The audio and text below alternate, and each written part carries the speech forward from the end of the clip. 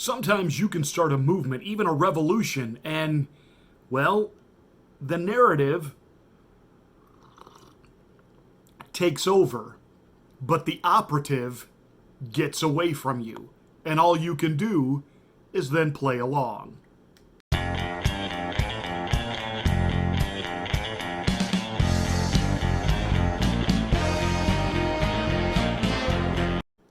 I happened to catch a few minutes of the Rush Limbaugh radio show today, and it's been a while since I tuned in. And what I find myself doing lately when I do tune in is just to hear Rush and how he's doing regarding his battle with cancer.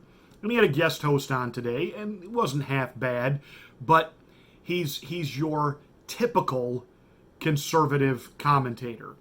Everything he talked about, from the rioting in streets and the decay of the democratically run cities, to the handling of COVID, to the backlash now that the liberals are trying to keep the schools closed. And he just kept saying over and over and over, same old mantra, the liberals, the liberals, the liberals, the liberals. What about the Republicans? I happen to live in a very strong Republican county. I live in a city that has a Republican administration. Yet we had a mask mandate before the state did. And our schools, public schools, they're not opening this fall. It's online only. So this idea that it's the liberals, the liberals, the liberals, no. I've said it before, and I will say it again. Do not buy into that false narrative of left versus right, conservative versus liberal, Democrat versus Republican, left, right. It's about right versus wrong. It's about them versus us. The ruling class elite over those that they see as the worker ants. We don't get a say. We don't get a voice. We don't get a vote. We're told to line up, put on our slave muzzle, which they now call a mask. We're told it's about saving lives, despite the fact that all the data actually shows COVID is in retreat. In fact, I'm going to say something right here, right now, that's going to be extremely controversial and might even get this video pulled. I'm not interested in slowing the spread. In fact, I think we ought to speed it up. Yes, you heard me. I said speed it up. Back in March, we were told if we just quarantined, if we just locked down, shut down, brought the economy to a screeching halt, you stayed in your house and only left for essentials like toilet paper and a trip to Home Depot, because nothing else was deemed essential. If we did that for 2 weeks, we'd have coronavirus on the run. We would flatten the curve. Well, we've been doing it for 5 months. Has it been flattened? Is it on the run? It actually is on the run. When we reopened, and it took off like wildfire, and all of a sudden we got hotspots and people are getting it. Good. That's called herd immunity. Herd immunity. Yes, the cases are going up, and it's not just because of extra testing.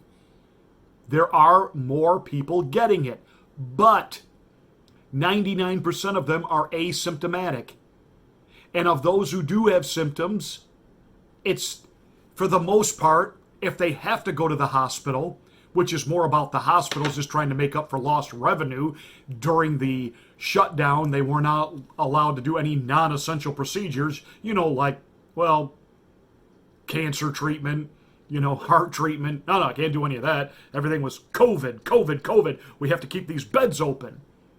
The truth is, the cases are going up, the mortality rate is going down, and no, the hospitals are not overrun, and every time we get a report in some place like California where they are, we find out that those numbers have been exaggerated. Some might call them lying, or they have added everybody in the hospital and they've made it sound like everybody's in with corona. It is a total skewing of the facts. Again, we call that a lie, a deception. a canard, a prevarication, outright deceit, fraud. It's about trying to put one over on you. Now, Corona, as it rips through, the reason it doesn't have the same punch that it did, it's been around a while now. We have developed immunity to it. Do you know that there's almost no coronavirus whatsoever in Italy? Why, you remember when Italy was the hot spot and it seemed like everybody there was dying, and now it's virtually non-existent. What happened? It ripped through, and the people developed herd immunity. Again, if you're older and in the risk category and you're sick, stay home. Do what you have to do to take care of yourself. Never in the history of any epidemic, pandemic, etc., etc., etc., have we ever quarantined the healthy until now. That is about driving a narrative. It's about Fauci and Gates and the rest of that ilk selling a vaccine. And the president is caught between a rock and a hard place where he believes he has got to somehow walk both sides. On one hand, his instincts tell him this is a bunch of hogwash and hooey. He is fighting the deep state on so many fronts, and yet at the same time, he cannot get the media to even remotely report on this thing accurately. So they have been able to paint him and portray him as this disengaged, disingenuous individual who doesn't care if you die. So he's got all that to deal with. And on top of it, he's got wimpy, spineless GOP members on Capitol Hill that they go along with all of this nonsense. And he's got so-called Republican governors doing this nonsense, shutting down their states again, shutting down certain businesses again. In the state of Ohio, you DeWines put the entire state, now you gotta wear a mask. Now 2 weeks ago he did that to my county because it was rapidly spreading. We had, at the time he enacted the mask date, we had 64 cases out of 100,000 plus people. The day after he announced the mask mandate for our county, the county health officials came out and said, no, we have 50 cases, not 64. And I'm not sure what we have now, but we've moved from red to orange. We've gone down. In other words, it's dropping. What was dropping before the mask mandate went into effect? It was already dropping. The new numbers just hadn't come out when he slapped us with a mask mandate. So you know what he tried to do is try to take credit that his mandate lowered the numbers, has made our county safer. Now the whole state's got to do it. He's doing it for political reasons. He's doing it to be seen as the savior of Ohio. He's doing it so that he thinks that this will cause Democrats to say, what a swell guy who's looking out for us and he just wants us to be safe. I'm going to vote for him. And I can tell you, a whole lot of us, we're not voting for him either. We're going to primary him right out of there. He's a one-term and done governor. Finished. So I hope you're enjoying your little power trip there, Mike. I know you never had any attention as a kid. You were the nerd that ran a class projector, and nobody even in the state knew your name until COVID hit. So I hope you're enjoying your daily press briefings and coming out like you're large and in charge. But hey, you got bigger problems there in Columbus with all the corruption and, members of the state house involved in bribes and shakedowns, and yeah, okay. Way to go, DeWine. Keep us in the muzzle. Keep us in the mask. But not only are Republican governors and legislators all about mandates and quarantines and shutdowns and lockdowns and all of this hooey, but now, well, they're part of we can't send the kids back to school right here in our own area. The biggest public school system has said, nope, it's going to be online only for at least the first marking period and maybe even the second. This is absolutely unconscionable on one hand, and on another hand, I'm glad, and I'll tell you exactly why. I have been in education over 30 years, and I can tell you, as a private school administrator, as a Christian school administrator, first of all, what you put your kids in that they call a public school is not a public school. It's a government school. If it was a public school, you as a member of the public, your opinion would matter. But it doesn't. And you notice that they are working school systems around the country that oftentimes you don't even really know who the school board is, depending on where you live.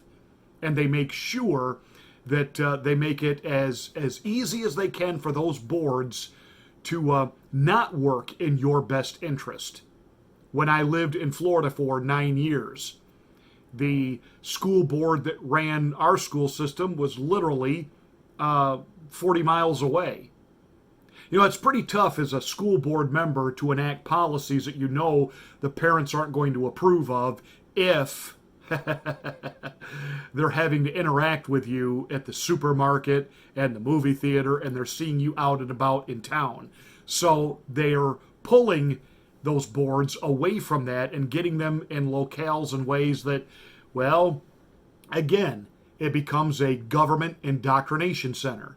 They Common Core, teach to a test, and they're certainly not teaching the faith and values that you hold dear. Look at what we're seeing happen this summer in the streets. Young people are marching and they're protesting, they're screaming and they're yelling, and the truth is they don't even really know what it is they're screaming and yelling about because, first of all, they have absolutely no concept of how a constitutional republic actually works. They don't know their own history. They're stupid on so many levels. And that has been my quandary with all of this, and why I said earlier that sometimes when you start a narrative, it gets away from you, and then you have to go along because you started it.